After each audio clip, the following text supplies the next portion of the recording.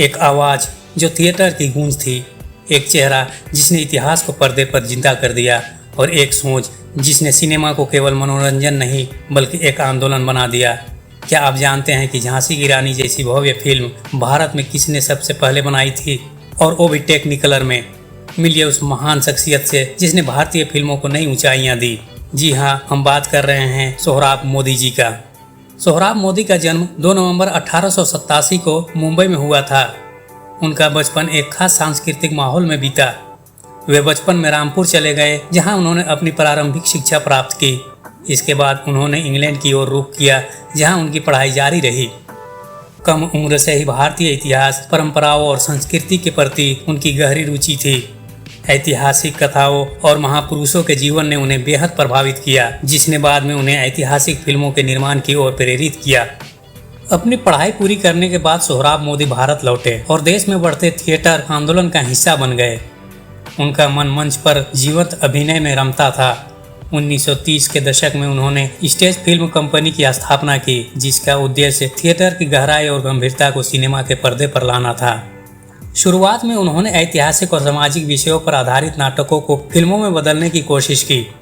1935 में आई उनकी film Hamlet का भारतीय रूपांतरण खून का खून एक बोलती फिल्म थी, जो शेक्सपियर के नाटक पर आधारित थी। यह एक साहित्यिक प्रयोग था। जब बाकी निर्माता हल्की फुल्की मनोरंजक फिल्में बना रहे थे, सोहराब मोदी गंभीर और ऐतिहासिक सामग्री को सिनेमा के जरिए जन जन तक पहुंचाना चाहते थे। उनकी अगली फिल्म सैयद हवस 1934 में इसी शैली की थी, जो एक और शेक्सपियर के नाटक का रूपांतरण था। लेकिन उन्हें सच्ची पहचान 1939 में फिल्म पुकार से मिली। यह फिल्म मुगल सम्राट जहांगीर के न्याय पर आधारित थी और इसमें न केवल भव्य सेट्स और मजबूत अभिनय था, बल्कि उस समय के सामाजिक मुद्दों को भी छुआ गया था। 1939 की पुकार की सफलता के बाद सोहराब मोदी ने पीछे मुड़कर नहीं देखा। उन्होंने एक के बाद एक कई ऐतिहासिक और सामाजिक फिल्मों का निर्माण किया, जो आज भी भारतीय सिनेमा की धरोहर मानी जाती है। उनकी सबसे यादगार फिल्मों में से एक है सिकंदर, जो सिकंदर और राजा पोरस के ऐतिहासिक युद्ध पर आधारित थी।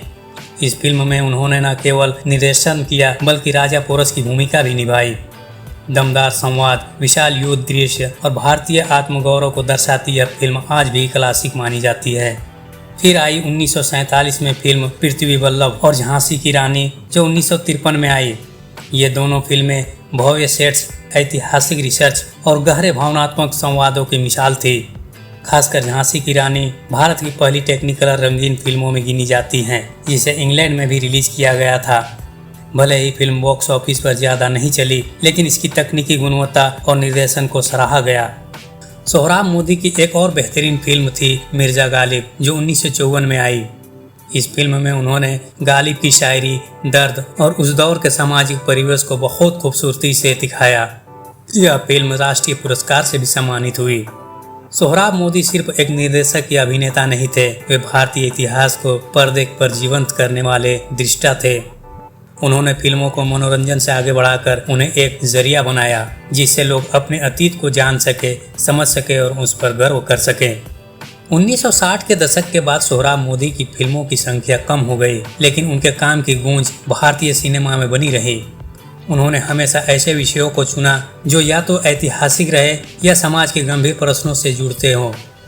भले ही वे व्यावसायिक सिनेमा की दौड़ में शामिल नहीं हुए, लेकिन उन्होंने अपनी एक अलग पहचान बनाई, एक सोच वाले सिनेमा की पहचान। उनके काम को कई बार राष्ट्रीय और अंतर्राष्ट्रीय स्तर पर सराहा गया। 1980 में उन्हें दादा साहब फाल्के पुरस्कार से नवाजा गया, जो भारतीय सिनेमा का सर्वोच्च सम्मान है। यह पुरस्कार न केवल उनके कला में योगदान को मान्यता देता है, बल्कि उस दृष्टि को भी सलाम करता है जिसे उन्होंने भारतीय इतिहास को बड़े पर्दे पर जीवंत किया। सोहराब मोदी का निजी जीवन उनके पेशेवर जीवन की तरह ही संयमित और गरिमामय था।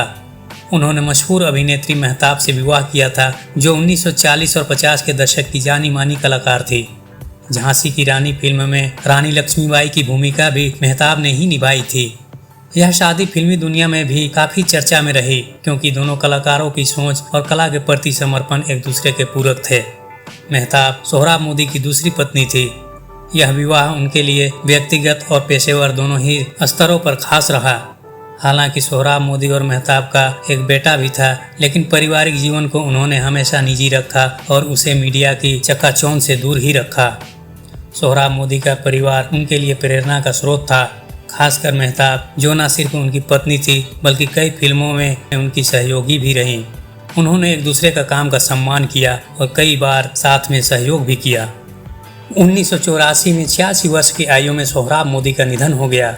उनका शरीर भले ही चला गया हो, लेकिन उनका काम आज भी जिंदा है, हर उस फिल्म में, हर उस संवाद में जो इतिहास और मूल्यों की बात करता है। सोहराब मोदी ने भारतीय सिनेमा को सिखाया कि फिल्में सिर्फ मनोरंजन नहीं, एक माध्यम है सोचने, समझने और समाज को दिशा देने का। वे सिर्फ एक कलाकार नहीं थे, एक मिशन पर निकला सच्चा इतिहासकार थे, जो पर्दे के जरिए आने वाली पीढ़ियों को उनका गौरवशाली अतीत दिखाना चाहता था।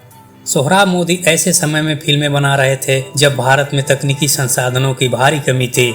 न कैमरे आधुनिक थे, न ही स्पेशल इफेक्ट्स या साउंड टेक्नोलॉजी का कोई खास विकास हुआ था, लेकिन इन सीमाओं ने उनके सपनों को कभी सीमित नहीं किया। जब उन्होंने झांसी की रानी जैसी भव्य और रंगीन फिल्म बनाने का फैसला किया तो भारत में तकनीकी सहायता उपलब्ध नहीं थी।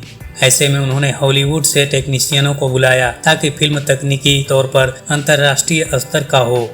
यह भारत की पहली टेक्निकल रंगीन फिल्मों में से एक थी, जिसे इंग्लैंड में भी रिलीज किया गया था। सोहराब मोदी के लिए सिनेमा केवल कहानी सुनाने का जरिया नहीं था, वो इसे भव्य दृश्यांकन और मानवीय संवेदनाओं का संगम मानते थे।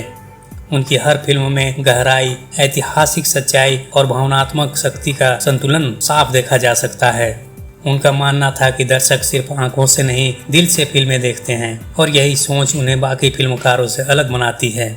सोहराब मोदी सिर्फ एक निर्देशक या अभिनेता नहीं थे, वे एक विचारधारा थे, एक प्रेरणा थे और भारतीय सिनेमा के आत्मा थे। अगर आप चाहते हैं कि आज की पीढ़ी भी ऐसे महान कलाकारों को जाने तो इस वीडियो को जरूर शेयर करें।